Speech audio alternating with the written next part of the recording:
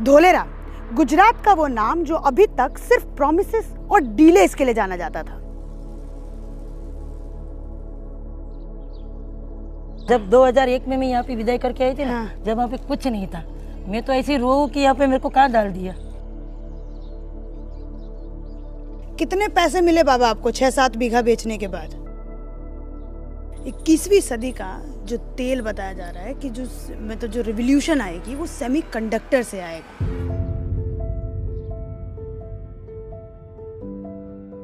तो धोलेरा भारत का पहला ऐसा शहर है जिसमें नो पॉल्यूशन रहेगा, no water pollution, no noise pollution, no air pollution. Dholera में जो सेमीकंडक्टर की पहली फाउंड्री बन रही है, मुझे लगता है ये शुरुआत है। आज मैं एक ऐसी जगह खड़ी हूँ जहाँ 5 साल पहले कुछ भी नहीं था, सिर्फ नमक, सिर्फ रेत और सिर्फ सुनसान जमीन। लेकिन आज यहाँ इंडिया की सबसे पहली सेमीकंडक्टर फैब प्लांट बन रही है, जो आपको मेरे पीछे दिख रही है।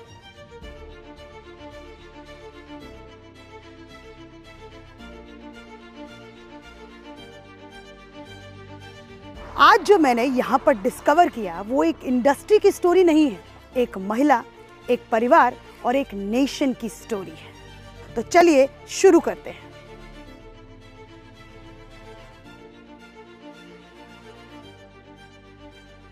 अगर किसी भी शहर का विकास आपको देखना है तो सबसे पहले आपको उनके गांव में जाना होगा। तो वैसे ही मैंने भी किया।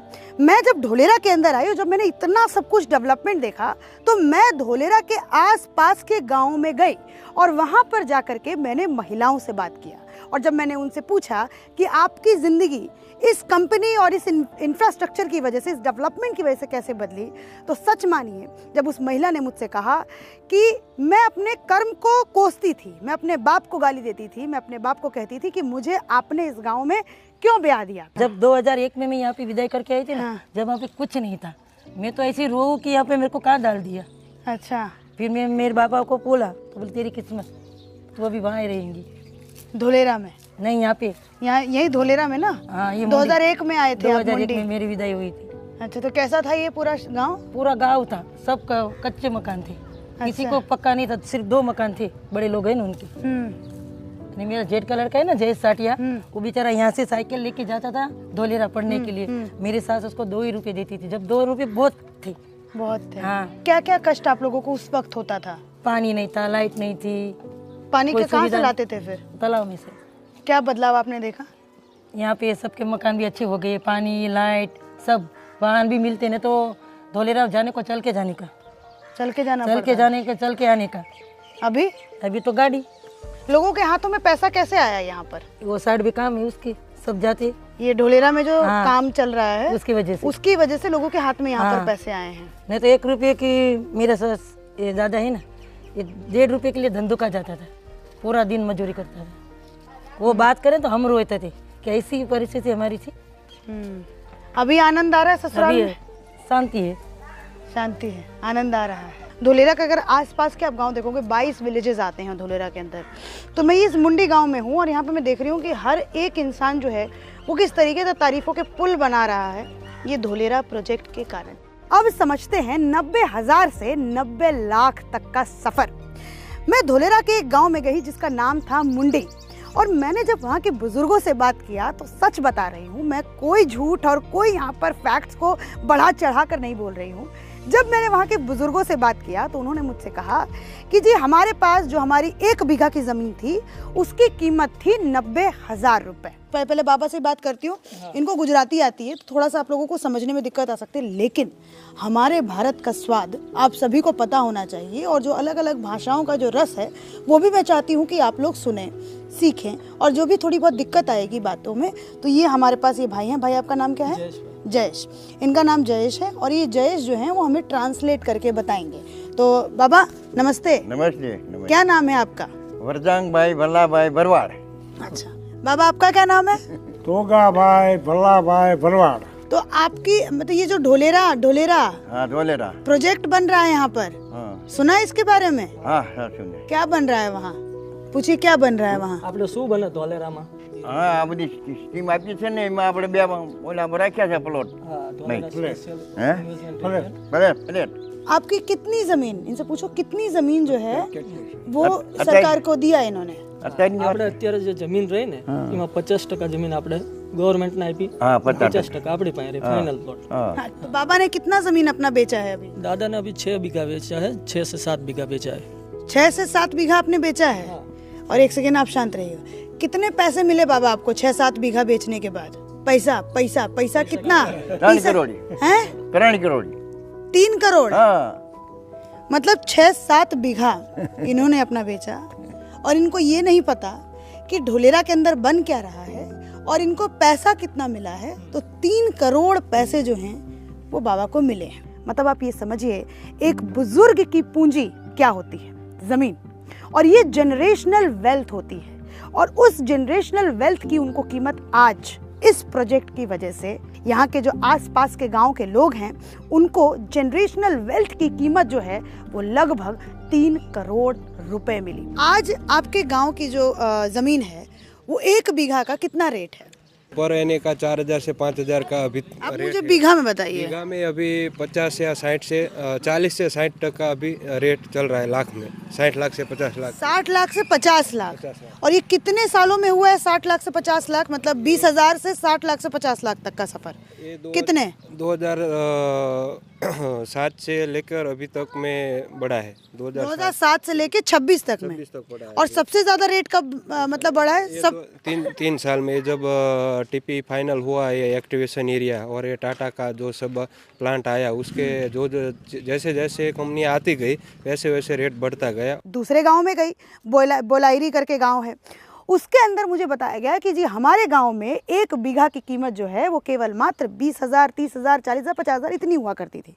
इंडस्ट्रियल एरिया की वजह से पॉल्यूशन भी रहता है। हाँ। लेकिन यहाँ वो प्रश्न नहीं रहेगा। एक तो आपको सारी सुविधा मिलेगी, अच्छा जीवन जीने के लिए ये पूरा सिटी ग्रीनफील्ड एरिया है। उसका मतलब कि ये पर्यावरण के हिसाब से बनेगा, हमारे लोगों को रहने लायक भी रहेगा, सेहत के लिए भी अच्छा होगा।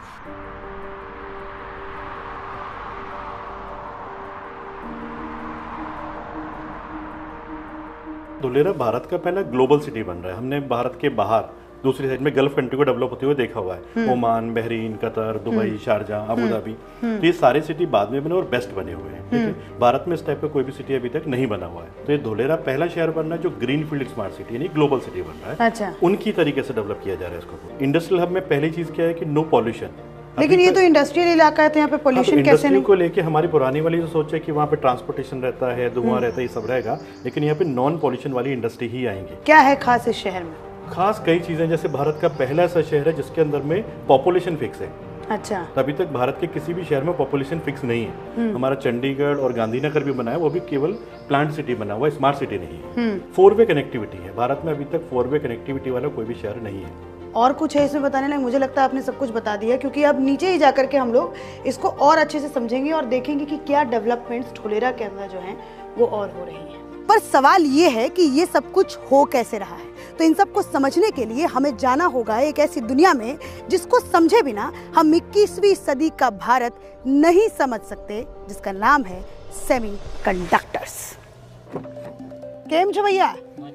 मजामा।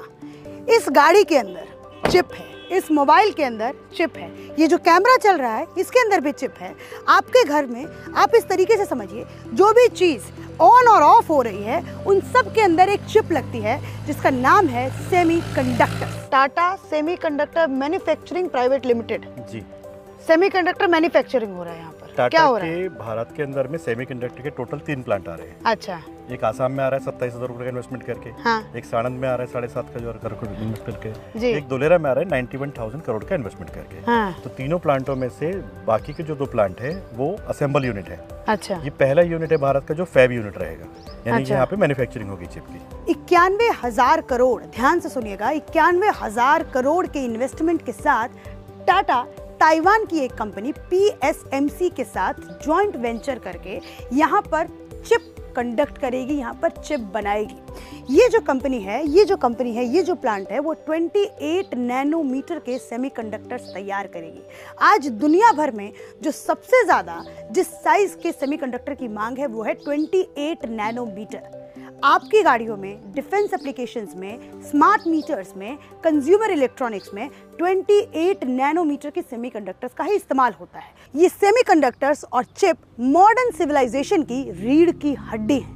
पर दुर्भाग्य हमारा ये है कि आज तक 21वीं सदी के भारत में सेमीकंडक्टर्स की मैन्युफैक्चरिंग यूनिट ही नहीं है। आज भी हम सेमीकंडक्टर्स के लिए दूसरे देशों पर 100% निर्भर हैं, जैसे चाइना, ताइवान, साउथ कोरिया।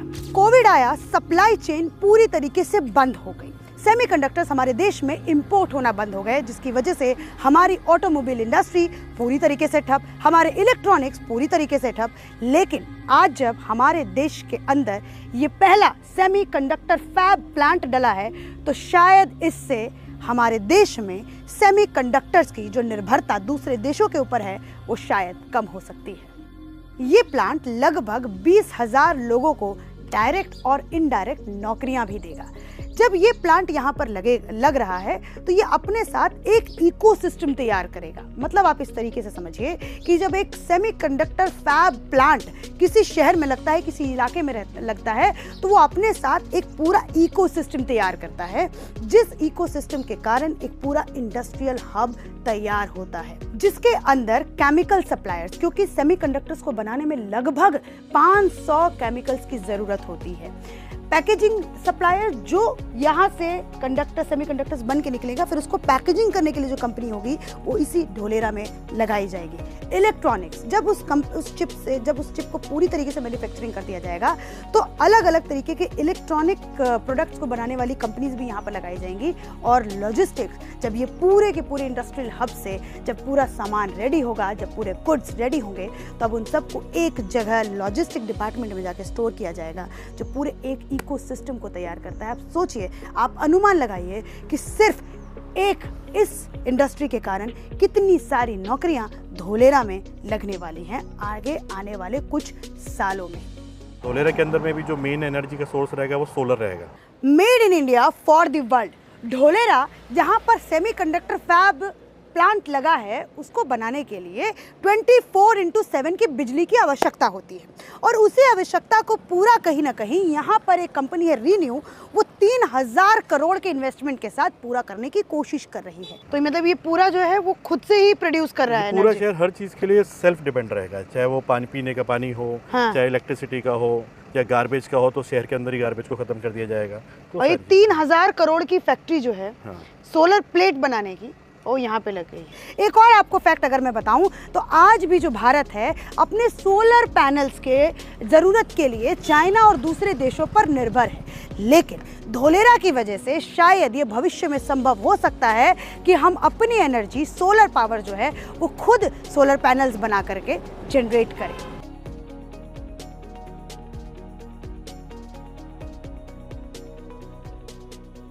मैंने वीडियोस में बहुत देखा कि यहाँ तो पानी था नहीं ढोलेरा में। नहीं था। कैसे पॉसिबल है गुजरात में ये सब?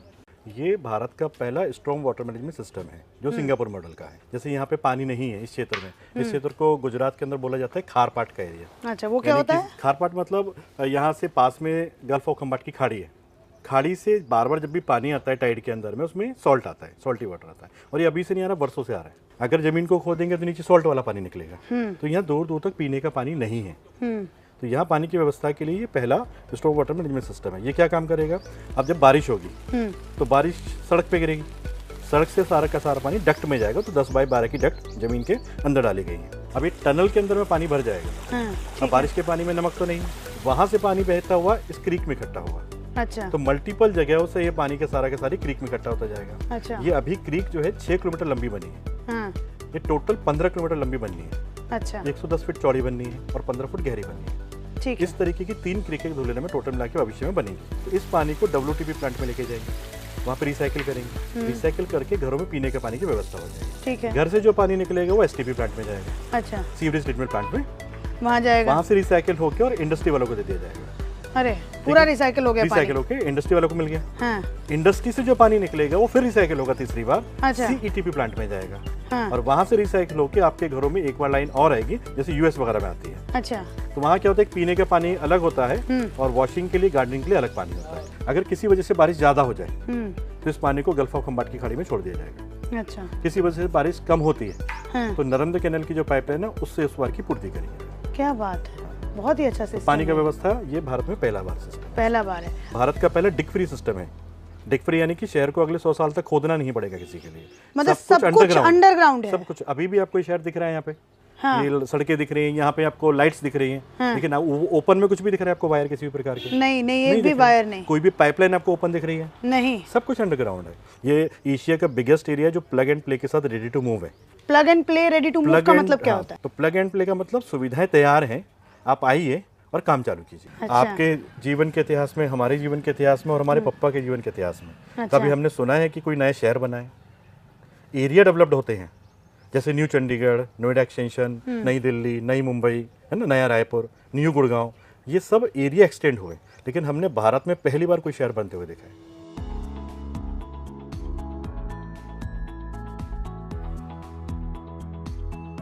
ये ढोलेरा केवल मात्र गुजरात को इंडस्ट्रियल कैपिटल नहीं, भारत को इंडस्ट्रियल कैपिटल बनाने की क्षमता रखता है।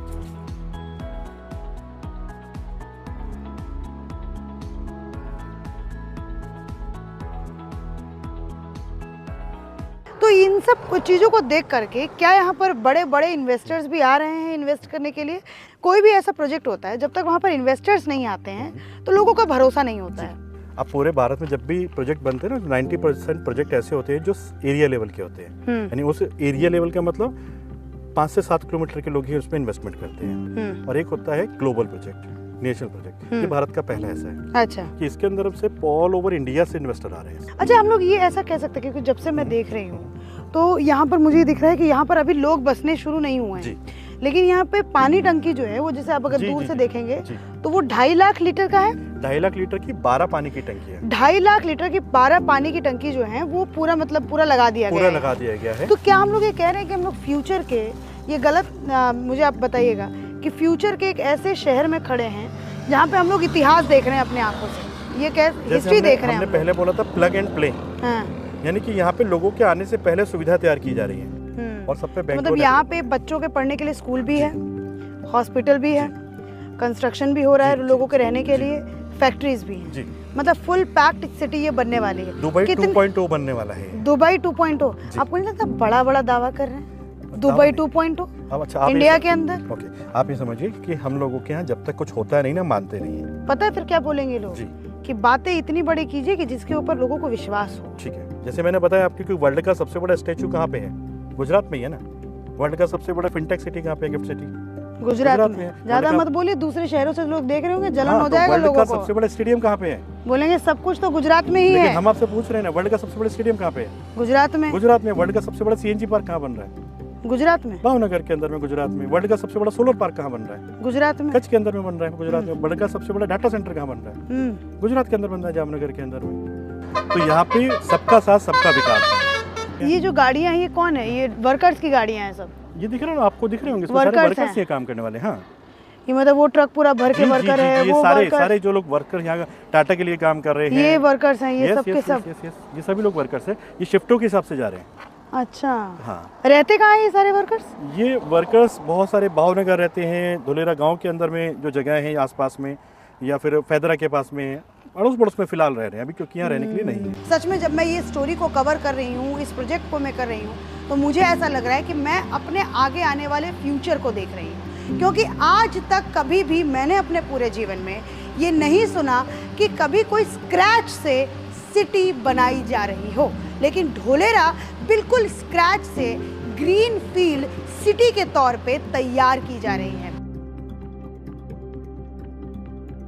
यहाँ पे हर उस फैसिलिटी का ध्यान रखा जा रहा है कि कैसे यहाँ पे जो पॉपुलेशन है वो कंट्रोल्ड हो, कैसे 24 घंटा जो है वो सप्लाई, इलेक्ट्रिसिटी की सप्लाई दी जाएगी, कैसे पानी की जो व्यवस्था है वो इस पूरे इलाके में सफिशिएंट जो है वो खुद से ढोलेरा का एक अलग अथॉरिटी जो है वो यहाँ पे रहने वाले लोगों के लिए करेगी।